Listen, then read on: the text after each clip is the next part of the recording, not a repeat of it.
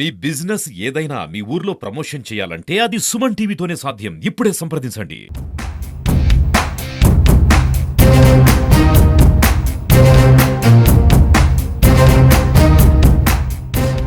మన పిలుపు మేరకు ఇక్కడికి ఇచ్చేసి ఈ సభను జయప్రదం చేస్తున్న మరియు అటెండ్ అయిన మన చిత్తూరు జిల్లా అధ్యక్షులు శ్రీ పసుపులేటి హరిప్రసాద్ గారికి మనస్పూర్వకంగా ధన్యవాదాలు తెలుపుకుంటున్నాను.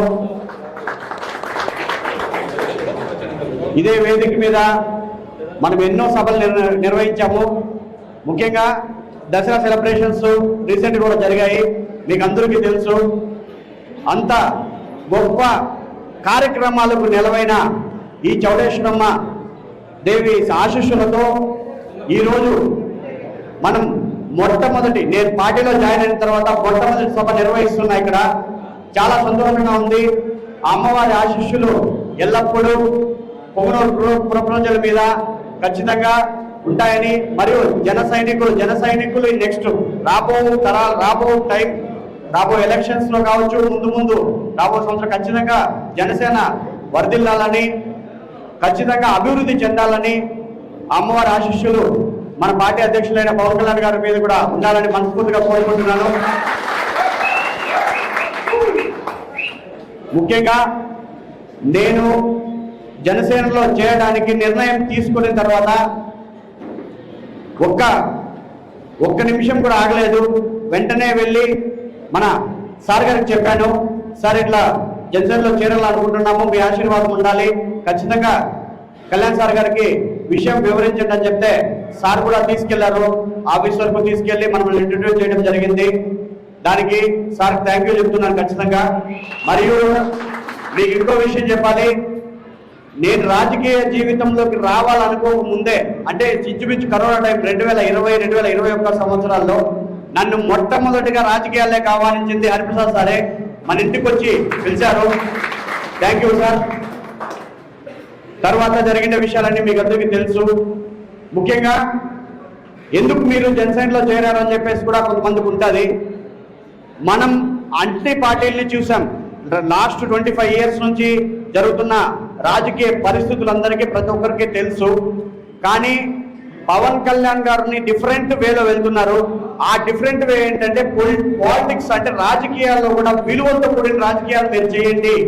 ఖచ్చితంగా ప్రతి ఒక్క కార్యకర్త, ప్రతి ఒక్క కుటుంబం వాళ్ళకు కావాల్సిన మౌలిక సదుపాయాలు, అంటే చిన్నవి ప్రభుత్వం నుంచి ఏవైతే పథకాలు అందుతున్నాయో ఆ ప్రతి పథకాలు ప్రతి ఒక్క కుటుంబానికి, అంటే ప్రాంతీయ వర్గ విభేదాలు ఏమీ లేకుండా, నాకు మళ్ళీ పార్టీ అనేది కూడా తీసుకురావద్దండి, ప్రతి ఒక్కరికి ఏవైతే ప్రభుత్వ ఫలితాలు అందుతున్నాయో ఆ కుటుంబాలకు చేర్చండి. వాళ్ళు ఓట్లు వేస్తారో వేయరో అనేది తర్వాత విషయము. ఆ పని చేసేదానికి మీరు సిద్ధంగా ఉంటే జనసేనకి రండి అని చెప్పేసి ఒక పిలుపునిచ్చాడు. నాకు అది చాలా బాగా నచ్చింది. ఎందుకంటే నేను మీకు ఒక ఇంటర్వ్యూలో, సుమన్ టీవీ ఇంటర్వ్యూలో ముందే చెప్పాను, ఖచ్చితంగా రాబో ప్రభుత్వంతో నేను అసోసియేట్ అవుతాను. అది కూడా ఎలాగంటే, మనకి పేద ప్రజలకు ఉపయోగపడే ప్రభుత్వం ఏదైనా ఉంటే, కరప్షన్ లేకుండా, ఎటువంటి స్వార్థం లేకుండా, దాంట్లో కూడా డబ్బు దోపిడీ లేకుండా, ప్రభుత్వం నుంచి ఎప్పుడైతే ప్రజలకు పాలన అందుతుందో ఆ రోజు వ్యవస్థలు బాగుపడతాయి. మనకేంటంటే పట్టణాల కంటే కూడా పల్లెలు దేశానికి పట్టుకొమ్మలు.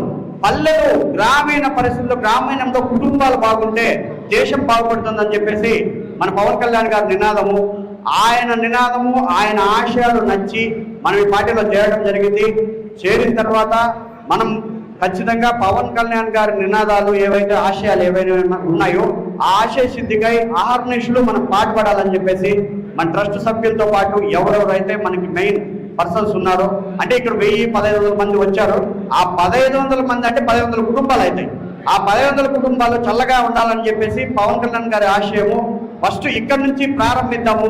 మార్పు అనేది ఏదో ఒక చోటు నుంచి స్టార్ట్ అవుతుంది. ముఖ్యంగా మిత్రులు చిన్న గారు చెప్పినట్టు ముందు రాజకీయ పరిస్థితులు ఎలా ఉన్నాయి, వాళ్ళు అట్లా చేశారు ఇట్లా చేశారు అనే దానికంటే మనం మార్పు అనేది చేసి చూపించాలి. ఎందుకంటే ఈరోజు ప్రభుత్వం మన చేతుల్లో ఉంది కదా.